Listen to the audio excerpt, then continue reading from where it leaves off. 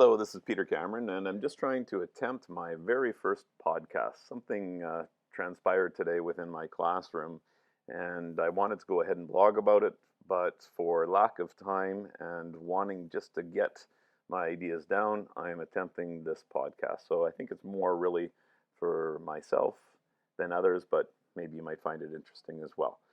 Um, Today, we were discussing our Catholic virtue of courage.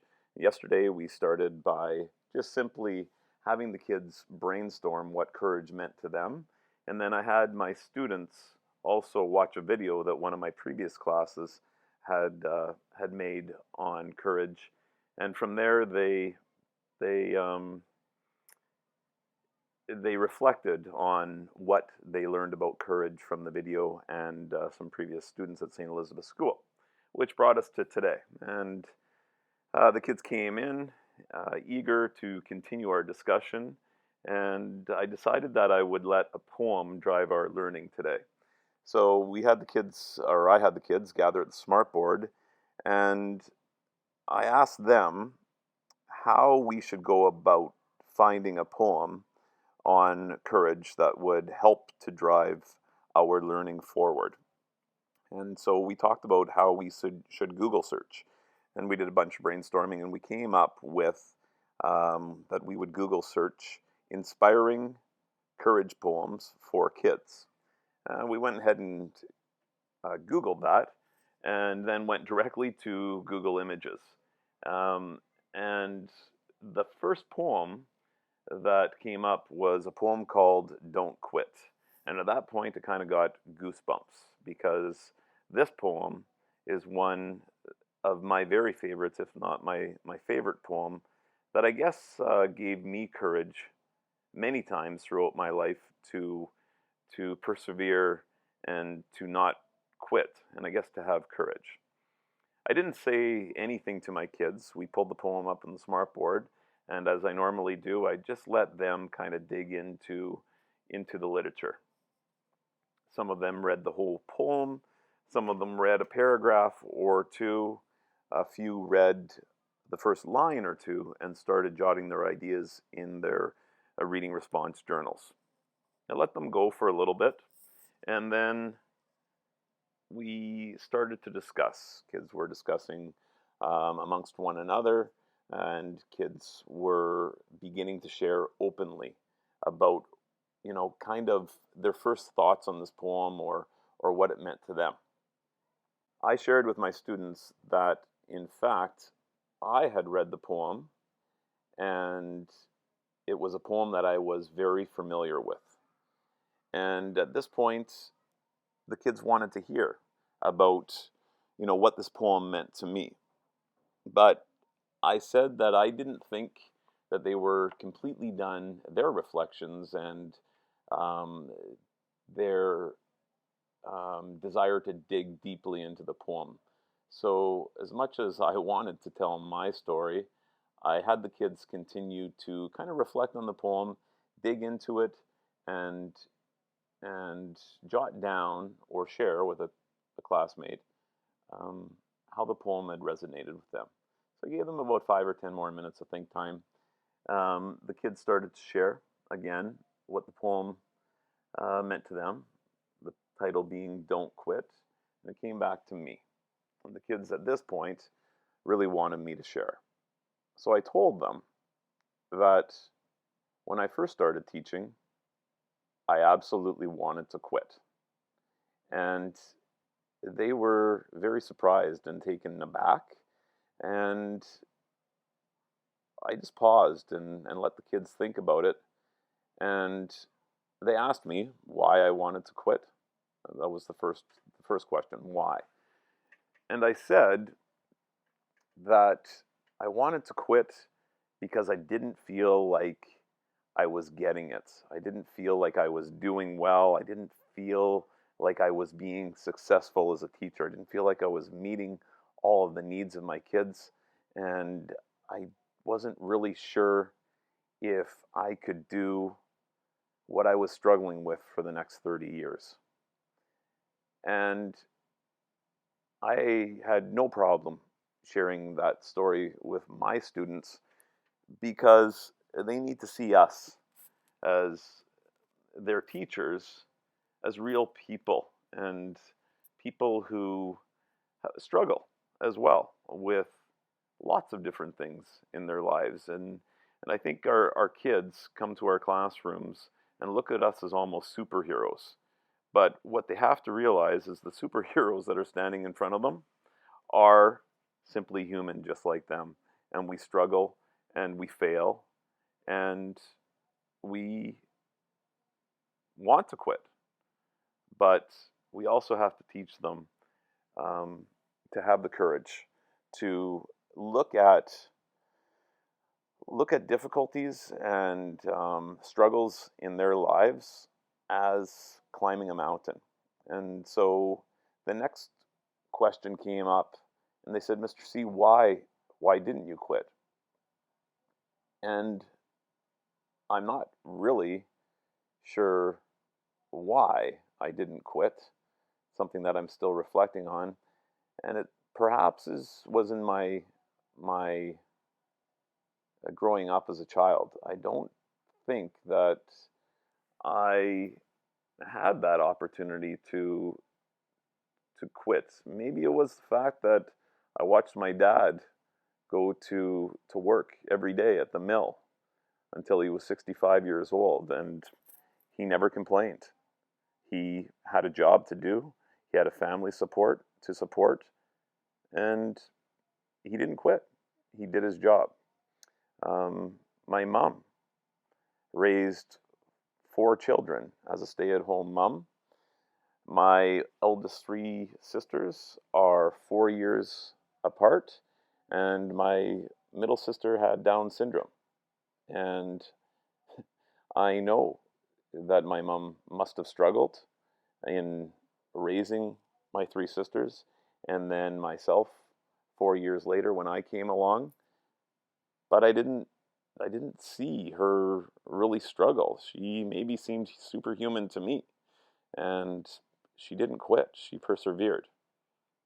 Maybe I didn't quit because of my sister Sharon, who had Down syndrome, and even though she wasn't supposed to see past the age of 19, she didn't quit until she was 37 years old.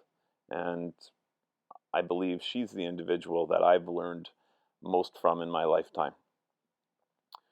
Or perhaps the kids who came to their next question said, "Mr. C, was it because of the poem that you didn't quit?" It's me again. I'm actually just returning to this podcast on a Tuesday, which is literally 5 days after I began the first part of my podcast, but I'm not quitting. So, part 2. I've had lots of time to reflect about courage and the poem and what failure is and what success is. And I've had a great conversation via my PLN and my students, and they've really pushed my learning and my thinking. So we continue to dig into the poem, and I'm excited because now my students are writing their reflection on our Don't Quit poem.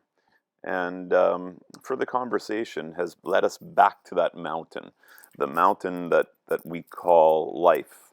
But we decided that life isn't just about one mountain; it's many mountains, and looking for those challenges within our lives, and understanding that we hit easy times and difficult times, we hit summits and we hit valleys.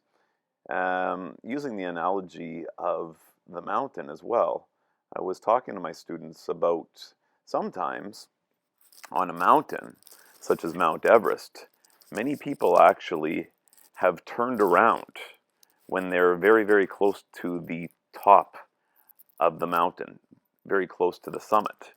And so a whole new conversation began about whether or not that person who's incredibly close to reaching his or her goal, but stops or takes a rest or turns around, whether or not they've been successful or have they failed. The conversation continued, and we used the example again of a person climbing Mount Everest and simply having to turn around because he or she could make it no further, either because they used the resources that they had and could go no further. And had they gone further and achieved the summit, they may have never gotten down. So in fact, would they have failed? And I found this incredibly interesting. And I'm still just trying to process it and talk through it in my own mind. I think the kids get it. So one of my students actually made the analogy, and she said, yeah, it's like kind of like a driver's license. If you go for your driver's license and you don't get it the first time, should someone stamp failed on your test, or should they stamp still trying? So coming back to the mountain, I think we need to understand in life too when to possibly turn around or take a risk, or sorry, take a rest. Because sometimes we have to make calculated risks in our lives. And so again, going back to that mountain climber, had that climber on Mount Everest been so pushed by the idea of success that they actually got to the top of the mountain, but then they perished either at the top or coming down because they ran out of resources. They ran out of oxygen. Their body simply gave up. Well, then is that not failure? So this led me to look at my own learning line. I was challenged by Pauline Rose, and she's a teacher in Red Rock, and she tweeted out her learning line, helping her to reflect on her success and her success as a teacher. Again, this is very raw, thinking out loud, not a lot written down. And so it took me back to my learning line. And I'm sharing my learning line now. And if I look at my learning line, I believe at the beginning of my career, my learning was steep, and I felt like I was climbing. And as I've already alluded to, I felt like I was failing, but I didn't give up. I kept on climbing, and I kept on learning. And so I think, in reflection, I was actually very successful. And I probably was. I gave everything that I could to my students because I was focused on doing my best. I rested at times, but I didn't quit. I didn't quit. And then it got easier, and I got better, and I continued to move forward. Might have taken a few steps back as well, but hopefully I moved forward. And then there was a time in my career when I drew my line as flat and red. And as I was reflecting on my learning almost a year ago, I don't believe at that point in my career that I was really learning too much. I was kind of plateaued. However, I believed at the time that I was most successful and most efficient. But was I moving forward? Was I climbing? Was I innovating? And looking back, I would say no. So at that point in time of my career, when I thought I was most successful, was I actually failing myself and perhaps even failing my students?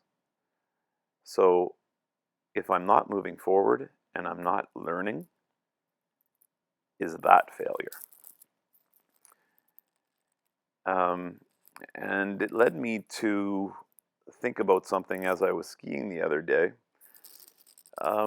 Does the arrogance of success lead us to fail ourselves and to fail others? So I think success is interpreted differently by everybody, but my idea, I guess, of success then is to continue to climb, to reach a summit. Understand that you're doing well, but then to look for other summits to climb and to reach, to always continue to push yourself forward. So I think I'll leave it at that. Again, these are simply my reflections and trying to wrap my head around the whole idea of success, of courage, of failure, and not quitting. Thanks for listening, and as always, I'd appreciate your feedback.